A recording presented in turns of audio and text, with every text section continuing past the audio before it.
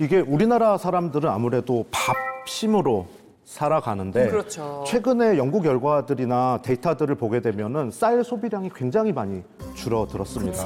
그리고 자주 먹지 않기도 하고요. 1인 가구, 혹은 자주 안 먹는 사람들이 오히려 고도비만이 많고요. 고지혈증이 신기하다. 많고요. 맞아. 정상적인 밥을 제때제때 먹는 것보다 한 끼를 몰아 먹거나 간편식을 먹으면 칼로리 섭취가 더 많아져요. 진짜 음식을 먹어라 이걸 되게 강조를 하거든요. 뭐 예를 들면 소고기 이렇게 네. 이름이 있는데 막 가공육 같은 경우 얘가 소가 돼지인지 닭인지 오리인지 알 수 없는 이런 거는 좀 피하라고 이야기하는 이유가 뭔지 모르는 근원을 모르는 거는 좀 안 드셨으면 알고 좋겠더라고요. 먹어야 된다. 네네. 근데 왜 우리가 사실 이제 뭐 편의점만 가도 대부분 다 가공식품들밖에 많죠. 없잖아요. 근데 우리가 이렇게 가공식품을 많이 먹는 이유가 왜 그럴까요? 제가 그래서 시대별로 우리의 식문화가 어떻게 변화되어 가는지 재밌겠다. 그 시간 왔어요. 네. 예. 네. 자, 우리나라의 식문화가 이제 본격적으로 만들어지기 시작한 것은 대략 한 80년대부터 이지 않을까라는 생각이 들기도 해요. 80년대에 이르게 되면은 쌀 소비가 본격적으로 줄어들기 시작하면서 밀가루가 소비가 증대하기 시작하고요. 우리가 즐겨 먹고 있는 인스턴트 라면이 대중화된 것도 요 시절입니다. 아, 이때. 그렇죠. 그러면서 이제 자연스럽게 대중들의 시선을 사로잡는 상업 포스터들도 막 등장했던 때가 이때입니다. 아, 저게 그 당시에 그래서 뭐 다양한 막 라면 광고들. 처음 라면을 그려올 때에는 한 사람이라도 좀 배 굶는 사람들을 막기 위하여 부황작물처럼 들어왔었던 음식이지만 네네. 이게 80년대에 이르게 되면 약간 패스트푸드 음식으로 바뀌어버리거든요. 그러면서 빨리 먹고 일하자. 이런 문화로 자리 잡기 시작한 게 또 라면이기도 하죠. 그리고 이후 이제 90년대, 2000년대에 이르게 되면 글로벌 시대가 도래하게 되잖아요. 그렇죠. 그러면서 자연스럽게 다양한 식문화가 또 우리나라에 전래되기 시작합니다. 피자 햄버거 이런 거. 피자, 햄버거, 무슨 뭐 패스트푸드 체인 이런 것들이 등장하기 시작한 것도 요 시절.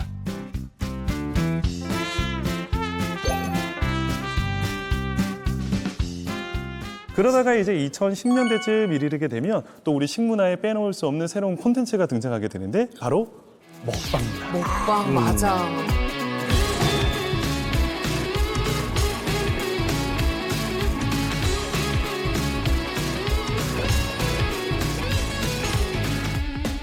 이후에 또 코로나를 겪고 난 이후에는 맞아요. 약간 이게 개인화된 식문화로 좀 바뀌어진 게 또 요즘에 좀 식문화의 트렌드이지 않을까. 배달앱 맞아, 배달 사용량이 증가하면서 귀찮으니까 간단하게 편리하게 최근에는 배달하잖아요. 이제 고민을 해야 되는 게 주방에서 식탁의 거리가 멀어졌어요.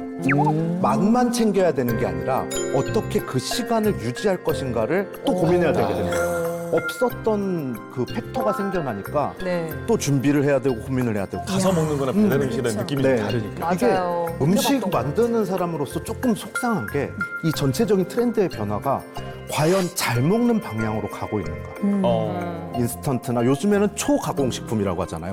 이게 과연 편리하고 맛있고 재밌기는 한데 제대로 잘 먹는 건가. 맞나. 여기에 대한 질문이 꼭 떠오르더라고요. 그렇네요, 아니 진짜. 그래서 그 밥을 제대로 안 먹으면 또 사실 건강에 문제가 오잖아요. 그쵸. 그 MZ 세대들이 사실 부모보다 빨리 늙고 있다는 연구 결과도 있어요. 그래요? 맘고생해서 그런가요? 왜 그러지?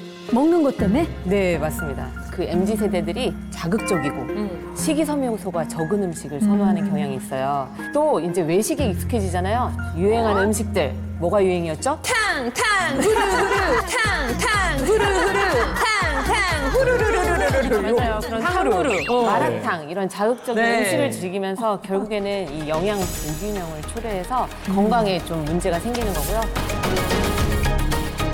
2030 당뇨병 진료 환자가 몇 퍼센트 늘어나는지 혹시 아세요?